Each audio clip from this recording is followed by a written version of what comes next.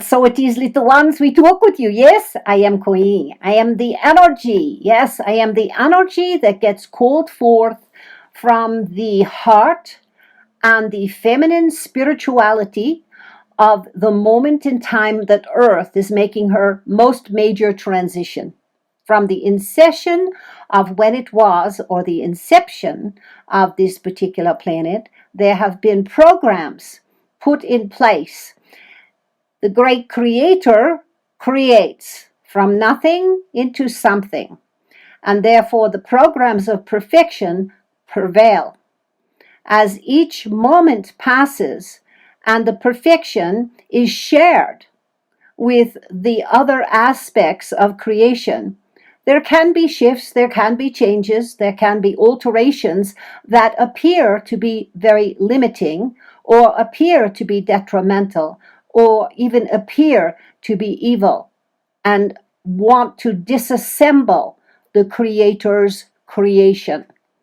However, remember now that you come forth from that source, and that even though you have this body, which is working its way through the past lives and the past understandings, the information of the present moment, the cosmic soup that you're living in, even though all that is existing and you are paying attention to that and your conscious mind recognizes the physical, the mental, the emotional, you are not that, and you are original perfection. So the trick here is to keep going back to original perfection and stating that I am now awake. My pure awareness is not just the I am presence, but the pure presence of divine creation. And you tell yourself that, and then you spend moments with breathing deeply with a smile on your face. Make sure you remember to have that smile. If your mouth doesn't want to do it, your face doesn't want to do it, you take your hands, you take your fingers, and you move it in a direction where you have a smile, so that you can even really have a smile at yourself, and so that you can feel that the muscles of the face are connected to the back behind your heart. It's interesting creation that is happening there. Remember also the small baby, the fetus, that one of the first things that emerges is the tip of the tongue from the heart in the fetus. So as you touch your face and you smile and you feel it, you can absolutely feel that between your shoulder blades and your back, in the center part of your spine, that there is a place perhaps that has tension, and that when you smile into it, it makes you throw forward the breast into the world, so that you're not collapsing and moving yourself inward all the time into a thought pattern, but you're expanding into this reality, and you're taking your heart energy as a magic carpet ride. Remember that again? Magic carpet. You came in on a magic carpet because who knows where or when you came from, yes? And you're going to go out on a magic carpet. But meanwhile, don't forget to take the ride. It's like living in the middle of a beautiful park or amusement park or something incredibly beautiful and never going outside to view it. So when you remember to smile with your face, even push it up and feel your heart and feel your heart energy expanding, so your physical body changes its little shape so that your chest and your breast comes forward, then you know I am participating more wholly and fully in the prana, right? So this is being able to bring prana into your body, and you do it in a very gentle way. All of the emergence of the flexibility of the human comes from a place of relaxation. Someone that is tight and tense cannot experience the relaxation, all right?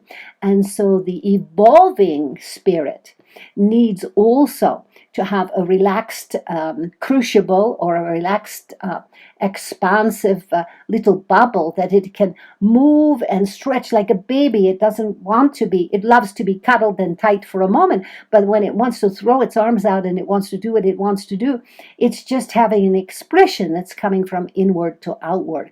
So keep remembering that this whole exercise that you are going through on the planet of Earth is an exercise in expression of your own divine nature your sovereignty and your ability to connect all that with your consciousness, because a human being is the only one that can be in a physical form and can correct, can manipulate, can think about, can maneuver their actions, interactions, reactions with others, but most of all to oneself.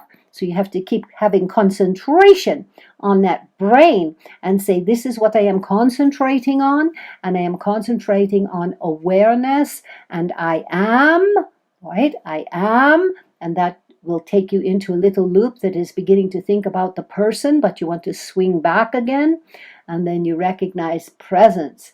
I am presence. If you say I am present, that means your physical body is particular in a particular space.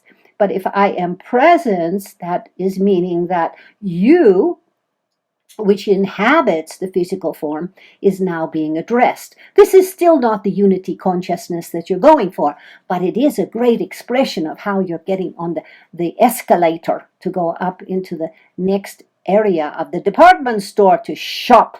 What will you shop for when you get up there? Oh, you can pay attention to that and know that you're in charge. You're definitely in charge, and where your eyes will go and where your feet will follow. And then the thoughts that you have, you are all in charge of that. You didn't get into a moment of shopping, for instance, or performing anything unless there was an initiation before all that, an encouragement from the heart, mind, soul, spirit in that direction. So the belief system is what you want to pay attention to. What is your belief system? Are you going to go to the department store, ride on the escalator, go up into your higher awareness and look around, and are you going to shop for the same old thing? Of course not. You're going up there to get maybe a new version of the same old thing. That would be close. But for the most part, it is an expression of yourself expanding into a new way of being. So these are metaphors, of course, for your world. But when we look at you and we understand the struggle that goes on inside the human, because they have a brain that has been trained, all right? Your brain is trained. You didn't come in with all these thoughts and understandings and realizations. You didn't come in. So you've been experiencing over and over again an enforcement. It's almost like law enforcement, yes, of what it is that others around you believe. And then you have leanings. I'm going to lean in one direction. I'm going to believe that, and I'm going to recap that. I'm going to re-emerge with the same pattern or not. It takes a lot to go to the or not space. So when you look around at your masked community, who is that masked man? That was part of a great serial, part of expression of what you call television in the past, and people thought that was mysterious, but meanwhile they had to have a great question. So when you see other people walking around and they have a mask across their face, you can imagine what is happening, or you can drop that and you can go inside of yourself and you can experience the other person for just a split second, but don't forget to let them go.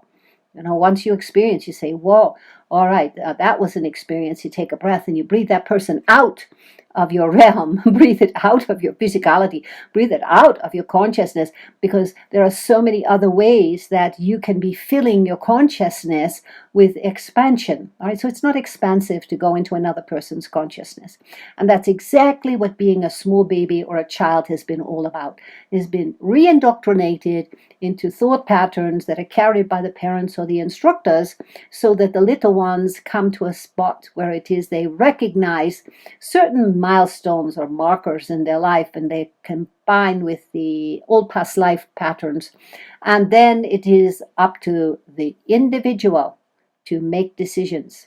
And if in fact one is still leaning in the direction of the old mentors, the old teachers, yes, the old expressions, then they're going to have limited growth, and they're going to be also very repetitive. They're going to have one idea and probably hold on to it about a particular subject and not give themselves permission to be expansive. So here and now, it is that the expansiveness that you are embarking on has to do with starting with your breath and realizing that every time you breathe, you take in what is around you. You take in the expansiveness of this universe. You take in prana, and that property of prana, has all the ability that you need to emerge from your body, right, in an altered state, which means going from oxygen to carbon dioxide, in an alternate state, and you can diffuse what has been locked in your body. You can just image it and say, all right, every breath I take, I have this pattern. I want it to find every cell in my body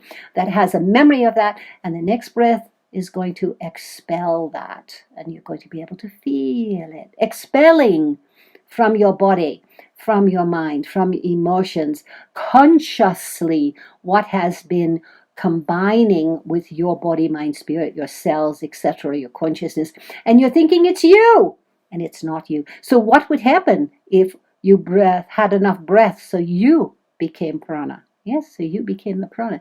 You become the air, yes, which has prana in it. You become the energy. You are not the human body. You are a consciousness floating around that can find its way back to the body if it chooses, or not. It can find its way out of this universe if it wants to.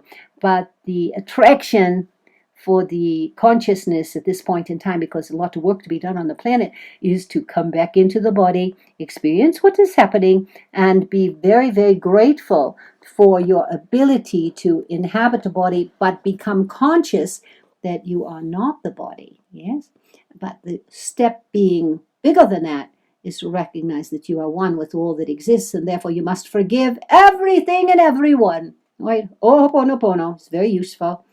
And you must give your sense of belief to what is happening and realize what you're really attached to, and that has a belief connected to it. So you have to become blank, absolutely blank, and have no sensing or expression in one leaning or another, because that brings you right back into polarity and duality and third dimensional thinking. And as we talked last week, that the photonic energy, it doesn't have patience with the third dimension. Oh no, it doesn't mention itself in the expression of all that goes into the physicality. It just loans itself out, and with that expression, it's like putting helium in a balloon. You can put just air in a balloon, and we've got one thing. You put helium in the balloon and let the balloon go, and it will float. Or even take that helium and breathe it into your own body, your own throat, and it will alter your speech. So recognize that you have the ability now to decide, to decipher what it is that you are going to take from every breath that you are able to enjoy, is one word, but be conscious of. Right? So that's our consciousness words for this day. We want you to know that we really trust that each and every one of you is able to move into a greater state of consciousness in the moment. Yes? It's good to talk to you, little ones. Yes?